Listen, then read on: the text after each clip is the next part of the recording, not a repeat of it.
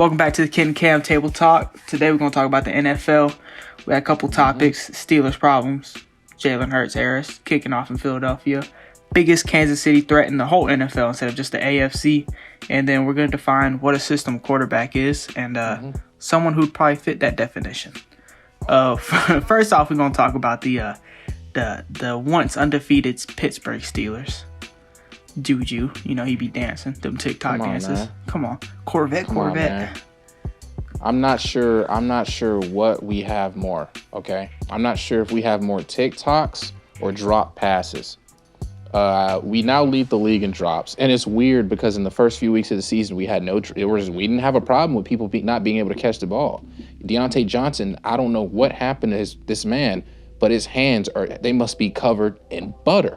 He must have poured grease on his gloves. He can't catch. Eric Ebron, he can't catch. And when we say what's the problem with the Steelers, it's not the defense. Don't get me wrong. It's the best defense in the league, I think. I think we have the best defense in the league. We have the most dangerous defense in the league. When you look at other teams that have great defense, I think the Steelers are best at neutralizing players and neutralizing people. Like, we had some injuries last night, so Stephon Diggs went stupid. Joe Hayden wasn't playing. And I think their tight end was just straight murdering us, dude. But we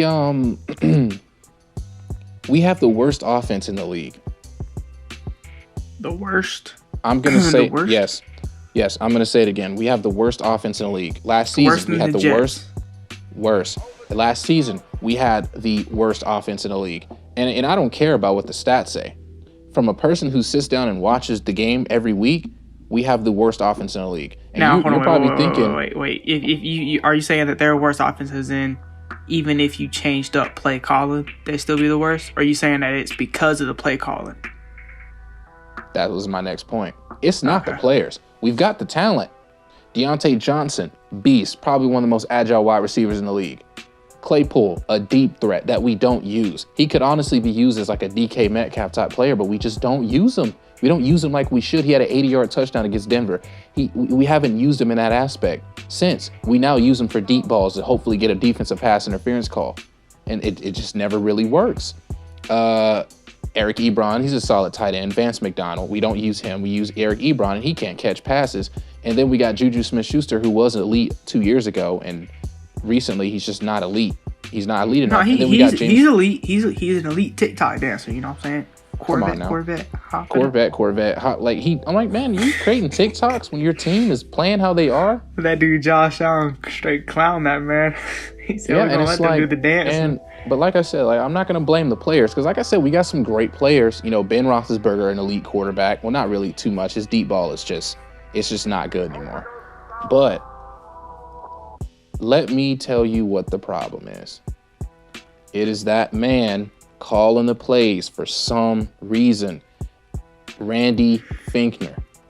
And we as a Georgia fans, you understand my frustration because last season Georgia had no offense. This season the Steelers have no offense. And it's not the players, it is the offensive coordinator.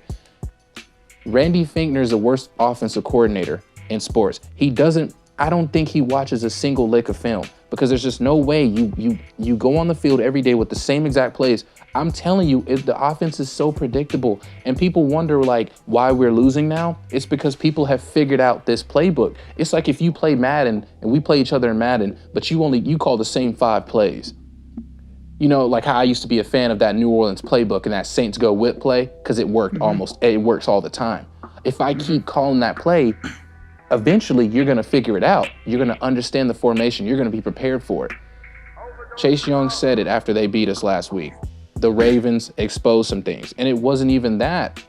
It wasn't even that the Ravens exposed things. It's the fact that we have a terrible playbook. Randy Finkner doesn't know how to create new plays. You can't convince me he watches a single lick of film because he walks out on the field every week with the same playbook. He has never changed up the plays. We run those same triple bunch formations. We run those same bubble screens. We run those same inside routes on 3rd and short. It's stupid. It's pointless. He doesn't know how to leverage the offensive line. The offensive line is kind of like Madden. He doesn't pull blockers to open up the run game. He just says, okay, well, we got 5 guys on the line. Good luck. run that jump right up the middle. It never works. He tries to toss. Our wide receivers can't block to save their lives. It doesn't work. It won't work. It will not work. We've already clinched a playoff spot. Congratulations. We're going to get smacked first round.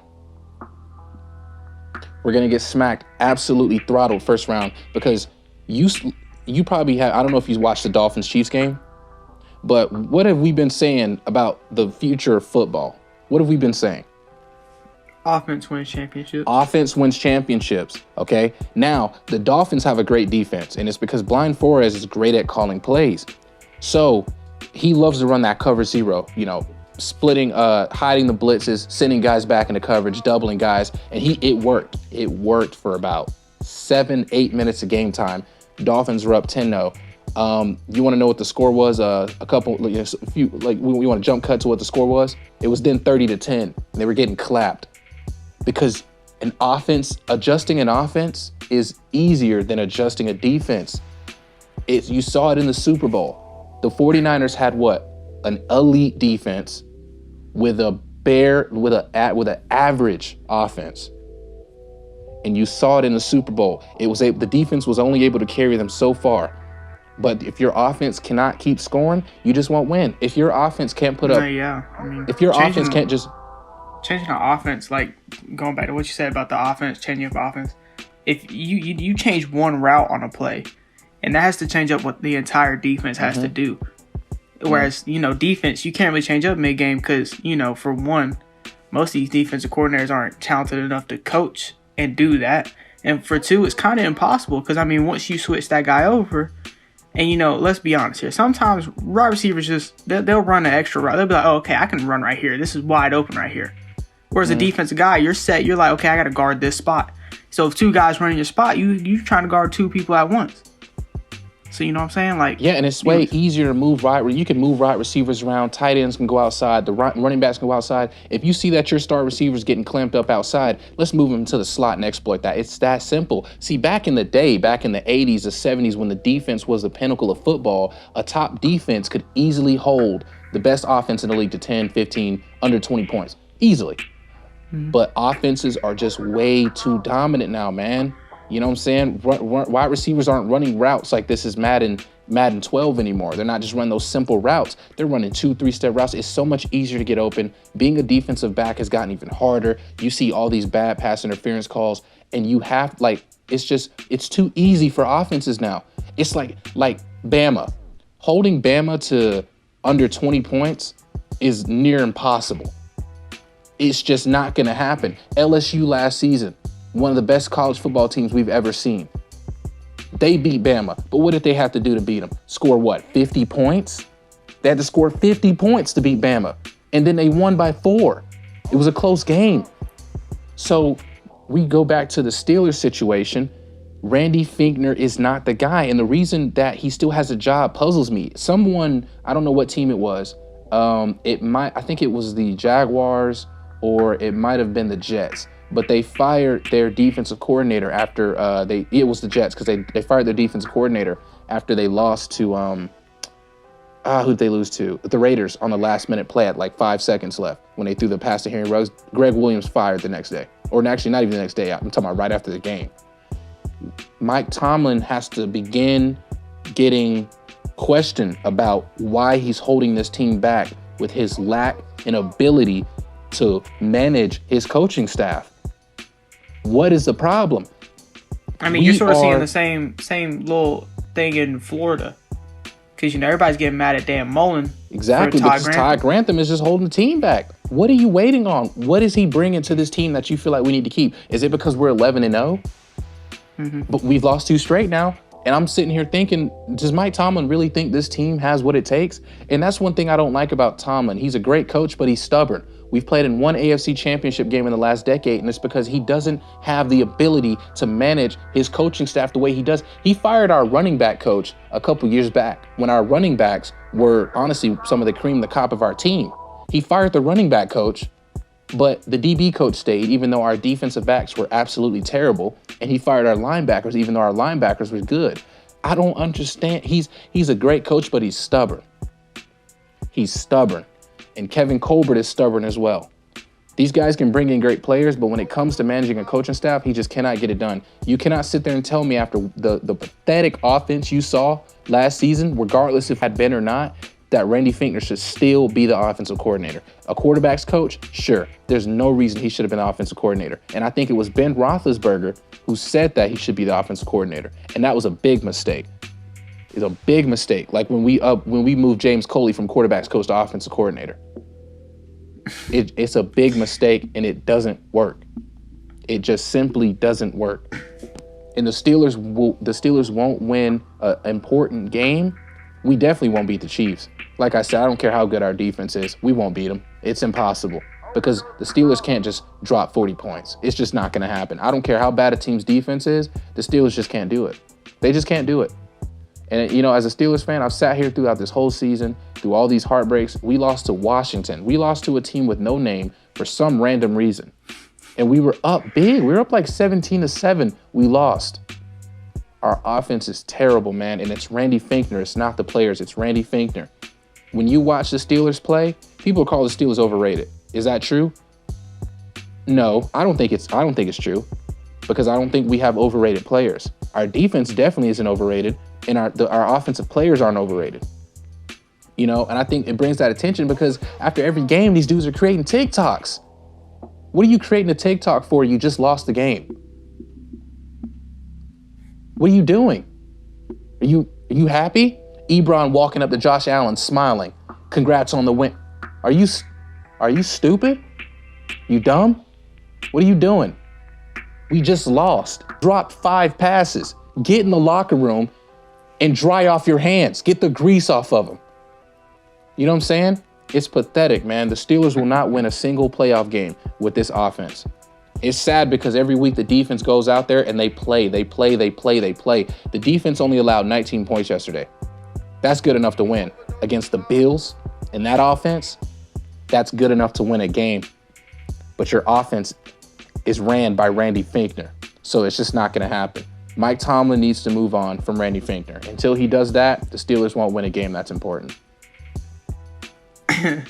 Well, your little rant there kind of lasts a little while. But, okay, so you're saying this offense coordinator. I'd agree with you. But, there's some other teams in the NFL making some changes. Philadelphia Eagles. Change that quarterback. Mm-hmm. Jalen Hurts is starting. Looks like they got their offense on the right track. 413 yards of offense. Yeah, Jalen Hurts he played pretty good. 167 yards, touchdown, 106 rushing yards. Yeah, and the crazy thing about this team is they still have a chance to make the playoffs. It's not out of the water for them. Now, I think Washington will get it done, but Philly with Jalen Hurts look pretty good. Any of those teams could make the playoffs, except for Dallas. I think Dallas is just so bad. No. Dallas is a prime. They just won a big game though. Andy Dalton went against his former team, and he woke up choosing violence. It's like 30-10 or something like that. 30-0. Yeah, I don't think Mike McCarthy's the answer over there. No, he's not. Mike he's never been the answer. He's got 1 Super Bowl. Come on, man. He's like Mike Tomlin, pretty much. Except Mike Tomlin's never had a losing record. But at this point, I don't understand if that's even a stat anymore. But yeah, you were talking about Jalen Hurts. Yeah, Jalen Hurts. You think this is gonna last a little while? You think Jalen Hurts is gonna be a starter for this team for a while? I'm not gonna say yes after one game, because let's be real here. His passing was pretty bad, and he kind of looked like Lamar Jackson, but he was throwing some dimes, like some Tracy McSorley type dimes. You know what I'm saying? Some GOAT type dimes. He was throwing some dimes that I just don't think Carson Wentz would have made. He got some open throws, pretty simple stuff. Miles Sanders had an 82-yard run. It's pretty self-explanatory. They got up to a 17-0 lead, and then, it got shattered to 17-14, and then Miles Sanders had that touchdown. It was like a 10-point game. And they pulled out the dub, and they beat the Saints, who are a great team, with Taysom Hill at quarterback. But, 17 for 30, he's got to work on that passing. You know what I'm saying? If this guy can, rush for 50, 60 yards a game and then, throw 200, 250 yards, this is dangerous because that's 300 yards of offense by your quarterback. Kind of what like Lamar does and what he's doing to Cleveland right now, So it's interesting. I like it, but I'm gonna give it another game. Yeah, I was about to ask you that. Jalen Hurts wins his next game. Same fashion, I guess you say, like same stats. or the stats that you just said, you gonna give them the keys to offense for the rest of the season? Well, they got 3 games left, and it's the Cardinals, Cowboys, Washington. Two bad defenses, but Washington, that's going to be a good one. And if he can win these next 2 games, which is going to be tough because the Eagles' defense. You said Cardinals, Dallas, and Washington? Yes. So those are key games for them. Because if they win out, they're going to the playoffs. They win out, they can go to the playoffs. However, like I said, I think Washington's on a new level right now. But let's see how he plays against the Cardinals. The Cardinals aren't. I'm not going to call the Cardinals a contender because they were like 7-2 at one point, 6-2. The Cardinals are on a losing streak. They're playing pretty bad. They might not make them. They probably aren't going to make the playoffs. They got that Hail Mary caught on them, and their season they just folded. I don't know what happened. They don't know what's going on. They're 7-6. But I want to see Jalen Hurts against this team. See what Jalen Hurts can pull out. He didn't throw any interceptions, which I don't think the Eagles have seen out of a quarterback in a long time. Not throwing a pick. So that's interesting. But yeah, I think we just got to see what he does against the Cardinals. He should get through the Cowboys, no problem. That defense is terrible. And then Washington, I think his first test against a real defense, that'll be interesting. I think he'll probably be given the keys to the offense for the rest of the year. Yeah. I mean, like you said, it's only 3 more games left. Mm-hmm. I don't expect this team to make a playoff push. Not saying that they won't make the playoffs, but if they do make playoffs, I don't expect them to. Yeah, if they make the playoffs, go far. They're not going to make it far. They're probably going to be a first round exit. Yeah, you got some tough teams in the NFC that he could face, round 1. So I don't think it's really dangerous. But he has already been announced as a starter against the Cardinals. So we'll see how he plays against the Cardinals. Carson Wentz he hasn't thrown his last ball. And I'm not going to say it's going to be because of injury. I just think it's going to be because I don't know, man. Us being Georgia fans, we've watched Jalen Hurts firsthand. We've seen we've seen how it can get when he plays great defenses. So he's a winner. He is a winner. I mean, then again, he did go to blue chip schools, so I mean, you expect him to win there. But now he's in the NFL. Yep. So that's gonna be interesting. Anyways, speaking of winning, Kansas City. Jesus. Best team in the AFC, I guess you could say now. I mean, the Steelers are they've been the best team in the AFC since last season started, to be honest. Honestly, 2 years ago. Even though they lost to the Patriots, they were still the best team there. It's it's tough, man. It's like the Patriots dynasty ended last season, and now there's a new dynasty. Kansas City just takes over. Yeah. And by the time these dynasties end, bro, I think Kansas City's will be even more dangerous. I feel like the way you looked at the Patriots when they were going through their whole dynasty, it wasn't as scary as what Kansas City is doing now. Because although you'd be I'm pretty sure you look back at the start of that Patriots dynasty. Mm-hmm.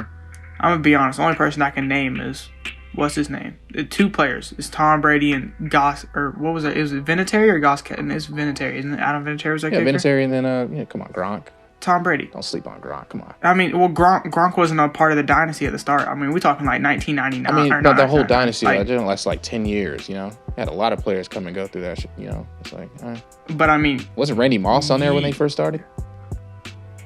He was on there. He won a Super Bowl with them, though, I think. I don't know. I just know Tom Brady threw 50 touchdowns that year or something like that. I don't know. Right. But I mean, you're talking about this Kansas City team 40 years down the road. People are gonna know probably a good 10 players on this first roster. This roster's just dominant, man. It's scary. And then they even got a running back who can run. Patrick Mahomes has only thrown under 300 yards in 3 games this season. And the crazy thing about that stat is when he's thrown under 200 yards, you want to know what stands out with me? What stat stands out? Is Clyde Elaire has over 130 rushing yards. So it's you can pick your poison. But Kansas City it's I don't care who you are. Defense, what I'm saying? Defense, whatever, who cares? Kansas City's dropping 40 points. You got the best tight end in football. Travis Kelce. You got a speedster who just can't be covered. They got 2 of them. And then you got Sammy Watkins, who's that guy who can be the midfield guy. It's scary, man. And this team's going to stick together for a long time. These guys aren't going anywhere. So Tom Brady's Patriots had the New York Giants and Eli Manning. That was their kryptonite, I guess you could say. That was their kryptonite. Who could you say could be Kansas City's? Well, so far from what we've seen, it's been the Raiders. It's been John Gruden. They've been the biggest threat to this team. I don't think there's a team, bro. I don't think there's a team. And this is why I say that. Look at every team right now that has an offense that can put up numbers like the Chiefs on a weekend basis. That could. But look at their defenses. Let's be honest here. Mm-hmm. Kansas City's playing in the pros with a college system. And it's working. It's working.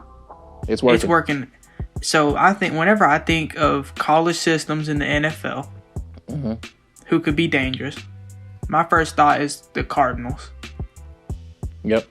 I don't think they're going to be an immediate threat like right now, obviously. But I mean, future down the road, I could see it just because I know Cliff Kingsbury. He's a good coach. You know, he just who's going to go to Texas Tech. You know what I'm saying? Except for Patrick Mahomes himself. I mean, whenever you could say the future of Miami.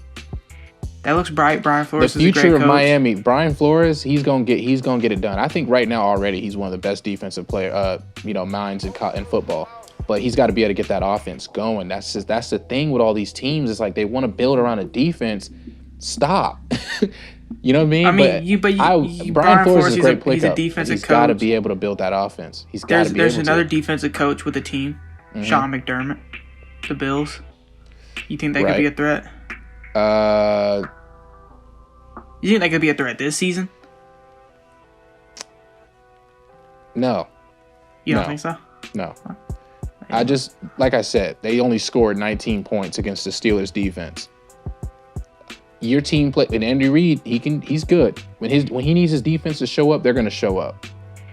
They got some good players on that defense. Don't forget. However, the stats don't translate. The Chiefs have a defense. And don't forget that. Don't forget they got Honey Badger back there. Don't forget they got Frank Clark. Don't forget they got Chris Jones. They're a threat. What's his name? Rashard Breeland, who's PFF-wise, I think they say he's one of the top cornerbacks. They have what it takes to shut some guys down. But the Bills, no. The Bills dominated the Steelers, but like I said, when I'm a Steelers fan, beating the Steelers isn't that impressive with the way their offense is. It's not impressive. You know, they'll call it impressive because, hey, we were this 11-0 team. You know what I mean? It's just, who cares? You know what I'm saying? The Bills are not a threat to Kansas City. I think the scariest thing with Kansas City is like you're just saying. They have the facilities for everything. You know, they got a defense. They got offense. Yep. And I feel like they can control when they need to flick that switch. They're like, okay, this week needs to be an offensive week. Yep. Okay, we're going against a good offense. Let's flip that defensive switch. And even if they flip that defensive switch, you know their offense is at least going out there and putting up 35 or 28 at least. Yep. And even saying 28 is just that's the lowest. That's you know what I mean? Like these guys, they putting up numbers every week. You know, I think the Chargers are the only team that's really kind of limited this team. Now, they did play the Bills this season, and it was kind of a closer game. They scored under 30. But come on, once you play this team for the second time, it's dangerous. They struggled against the Broncos. This team is beatable. I just think you got to catch them on an off day. It's a beatable team, yeah. But actually, and that brings me to my next point. I think you said who's the biggest threat to Kansas City, and I said no one. But there's a team I forgot about. And honestly, I think the biggest threat, even though they don't have nowhere near a good defense, Tennessee Titans. In the AFC, definitely. Titans. NFC, I just don't see a team that can do it. I don't see a team that can pull it off. I'm going to say right now they don't have a threat. I think they're a no-brainer Super Bowl champion this year. But future, we're talking about this dynasty, the Miami Dolphins. I feel like they can put together something. Yeah. But for right now, I don't see one. I mean, like you said, they got the Oakland Raiders. I think the Arizona Cardinals could get some victories over them if they play them in the regular season. Right. Not no playoff wins. You know, but at this moment right now, I don't see a team stopping them this season. Possibly even next season. But the 3 years and later, I can definitely see the Miami Dolphins, continuing. Yeah, Brian Flores, he just needs to get some wide receivers. Other than that, his team is great. He's got two great cornerbacks, got a safety back there. He's just getting it done. He knows how to game plan. It's fantastic, what he's been able to do. But it's like, and like I said, people clown Kansas City's defense, but points allowed is the lowest in their division by a lot, like 40. Closest team. They're in the same Vegas, division Denver, with two good defenses. Two good defenses. Two good defense. I mean, look. What defenses? Look. They got the players. They just don't Who? perform. Don't. The Chargers got the players to have a good defense. Dude, they've traded those players, got the man. players. Come on. I don't even think... Is Derwin James even playing this season? Because I haven't heard from him. And they traded Desmond King stupidly. I think they got a second-round pick for that. Or no, they got a fourth. They got a fourth pick. They traded him... Wait, Desmond where did they trade him to? I forgot. Who they give that guy to? Titans. He's in Tennessee. Yep. Titans. So I'm telling you, if it's going to be any, and then the Titans have cleaned up their defense too, and I know it's kind of bad to say that after the Browns. Titans have always the Browns stuck 38 defense. Up on them. They showed up in the second half though, but I think Mike Vrabel's a good coach. I think he could have this team ready for Kansas City. He had them ready the first time, but what did we say? Offense doesn't win championships. Your offense, if they don't constantly put up points, you won't win. It's usually the second half too. First half, this team's will dog Kansas City. Second half, nope. Andy Reid's ready. He's going to change that offense up. You can't stop you're just not going to stop this team for 4 quarters. It's not Lamar Jackson. You know what I'm saying? Quarterback's not that one-dimensional. It's Patrick Mahomes. The guy is just built different. This man was built in a lab. It doesn't get any better than that. He had to. Anyways, speaking of quarterbacks, Patrick Mahomes, system quarterbacks, you wanted to bring this topic up. You wanted a definition for a system quarterback, and you wanted to base it off somebody. Yeah, I seen a comment somewhere where a guy called Tom Brady a system quarterback, and to me that was kind of like, why would you call Tom Brady a system quarterback? We kind of did speak on this on our last table talk, college football one with Mac Jones. We kind of got Alabama into thing. What is a system quarterback, but like AJ McCarron, that was a system quarterback. That if you want to know what a system quarterback is, that's AJ McCarron. Blake system Sims, quarterback, because it's like, look who they got around him. Now, is Tom Brady a system quarterback? To me, no. Let me tell you why. We saw him already digress with the Patriots before he headed to Tampa Bay. Last season, Tom Brady wasn't good. Let's leave that right there. He played like he's playing this year. Last season, he wasn't that great. He started to digress. He got out of there because he's like, hey, let me experiment. I want to play somewhere else. Smart. Will he play another season after this one? I'm pretty sure. But, I wouldn't expect much if I'm a Tampa Bay fan. But I've always seen this that, hey, Tom Brady's a system quarterback. He wouldn't be good without Belichick. Now, however, he's been worse without, Belichick on his sidelines. And like we said in the video before, what's his name? What's their coach's name? Bruce Arians is not a good coach. He's terrible, as a matter of fact. But Tom Brady is just not a system quarterback. I think it's a bad comparison, and a lot of people kind of like to roll that off their tongue, and it just doesn't sit well with me because I'm like, well, Tom Brady's the GOAT. Can we agree on that? Tom Brady is the GOAT, and he solidified his spot as the GOAT when he came back from down 28-3 in the Super Bowl to win his 5th. He became the GOAT right there on that moment. No quarterback has played the game better than Tom Brady. But like I said, we've seen him digress. However, I will say when he began to lose those, talented wide receivers he has, you've seen him slowly digress. But look how he's playing at Tampa with the talent they have. He's still not playing that great. So I'm like, he's just digressed because of age. He hasn't digressed because of, him moving to a different team. So Tom Brady's just simply not a system quarterback. I saw Lamar Jackson get called a system quarterback. And that just doesn't make sense to me considering, he did win an MVP, but I think people just started to figure out Lamar Jackson. So I don't know how you want to go on this, definition of a system quarterback. Like I want to say some more things, but I want to let you get off your point first of what you feel like a system quarterback is. All right.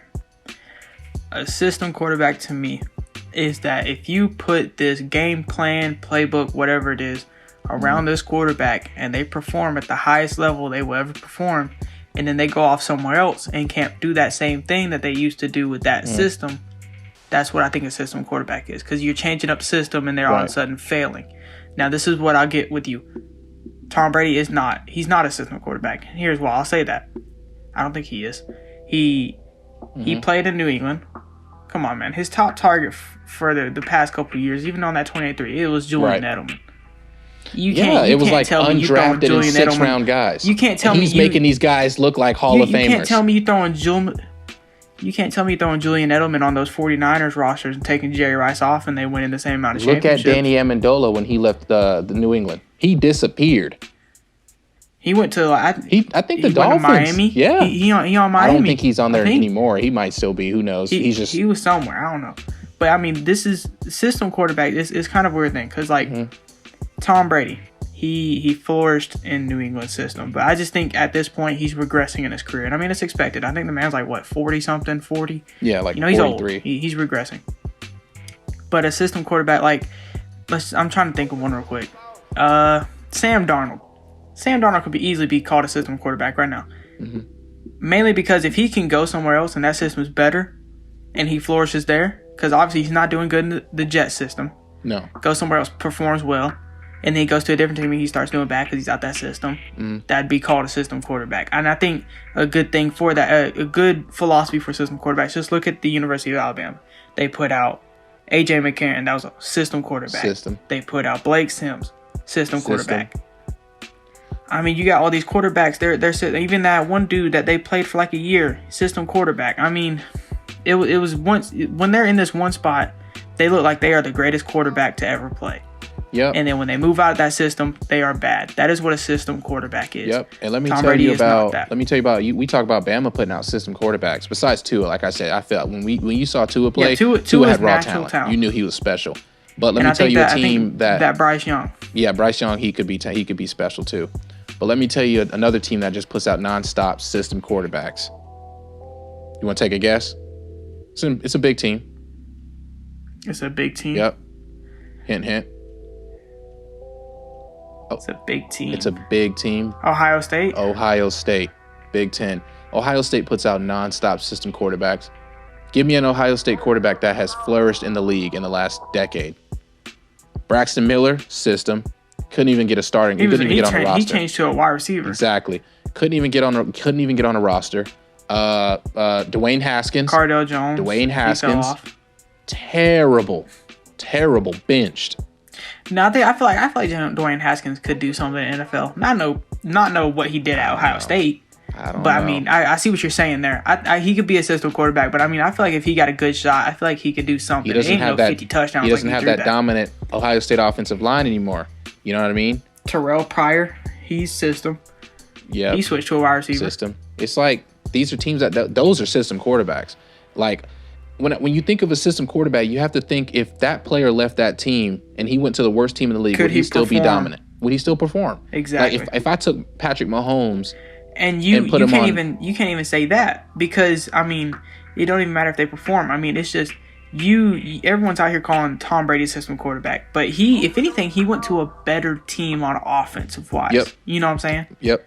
And I mean, it's just regressed. Like he just regressed. I mean, it's obvious. Like you can't tell me you're not going to give Tom Brady this team in 2008 or something like that, and he's not going to dominate win a Super Bowl. Super Bowl. 2008 Tom Brady with this? Come on, Super Bowl. Simple. Exactly. 2016 Tom Brady with this team, Super Bowl. Easy. This team would not be even like last year. It's not going to be a Super Bowl. The year before that, it's not going to be a Super Bowl. Because everybody said the problem in New England was the reason why he was playing so bad is because he had no receivers. No, it's because I feel like he goes somewhere with receivers. He goes somewhere with receivers. He's still playing the same. It's not that. It's just he's digressing. His deep ball has gotten bad. You know, he's really getting great on those short accuracy passes, kind of like Ben Roethlisberger. He's digressing. And the thing is that everyone's talking about Bill Belichick, and they're like, you know, they're not saying anything about that. But I mean, let's be honest here. One of the only things he did lose was Tom Brady. Yeah. I mean, yeah, his team was pretty bad before, but I mean, you know, it was Tom Brady regressing. They both knew what was happening. They agreed that Tom Brady could part ways and all that. You know, he told them. They agreed with it. Yeah, and it debunks that. And it debunks that question. Is like, was Tom Brady carrying Bill Belichick? I mean, it's impossible to tell at this point. It is. It's too late in Tom Brady's career. It's too late. Because Tom Brady has already begun to digress. And then you move on from Tom Brady to Cam Newton. If Tom Brady would have left like 7 years ago, we could have probably answered that. But I mean, right now, there's no answer to it. Yeah, right now it's just way too late. But I mean, hey, it's even with the way Tom Brady's playing, it's kind of it sucks to go from Tom Brady doing what he does to going to Cam Newton and his 5 passing touchdowns and like 10 interceptions. It's pretty bad, And then it is pretty bad. I mean, and you can't blame Bill for it. I mean, but it's just you can't really say that one of them carried the other one when I mean, I'm sure Bill Belichick's a great coach. I seen what he did with the Cleveland Browns. I've watched Bill Belichick. Yeah, Bill Belichick he's a GOAT when it comes to coaching. Do you agree? I mean, yeah, 100%. So he's the GOAT. I mean, but there's 2 GOATs on one team. Him with NFL, they benefited each other, Nick Saban in college. I mean, it's just GOAT status. I mean, if you give Bill Belichick an average team, like if you give him the Bills, let's say the Bills, if you give him the Bills and he's performing like he used to, maybe there's some like, okay, maybe this guy was carrying Tom Brady. Mm-hmm. But then again, it's still too late. I mean, I think it's just way too late. I think Tom Brady's regressing, so we're not going to see him at his true GOAT potential that he was playing at. And Bill Belichick, he just doesn't have a team right now. I mean, you give this team to anyone in the world, and they're not going to do better than what Bill Belichick's been doing. Yeah, and it's like even Tom Brady got this team that was pretty bad last year to the playoffs. You know what I mean? But you move from Tom Brady to Cam Newton. Cam Newton's just not going to be able to do that. And that's just the end of the story. Exactly. I mean, you can put a better quarterback. I mean, honestly, I wouldn't honestly be surprised if the Patriots traded for Sam Darnold. Wouldn't be that, and I feel like that'd be a good fit. Just get that man some receivers. I think Sam Darnold needs a better system, but I don't think I'm not going to say that makes him a system quarterback. Yeah, but I think he just needs a better system. I feel like he's one of the players that could be up for a system quarterback. If he moves to a different system, flourishes, and then plays somewhere else and does bad, you can say, I mean, Dwayne Haskins. Then we can start saying, okay, this guy might just fit in the system. Yeah. But anyways, I guess that's it. We kind of defined it. I mean, I feel like I gave Val point. You gave Val point. Yeah, we gave Val. Let us know if y'all agree. Let us know what you think in the comments. Yeah. Anyways, Instas, all that's on the screen right now. Links are in the bio. And if y'all have any questions, comment. If y'all disagree with anything, comment. Please like the video, dislike. Let us know what you agree, But anyways, it's been Kid and Kam. We'll see y'all. Yes, sir.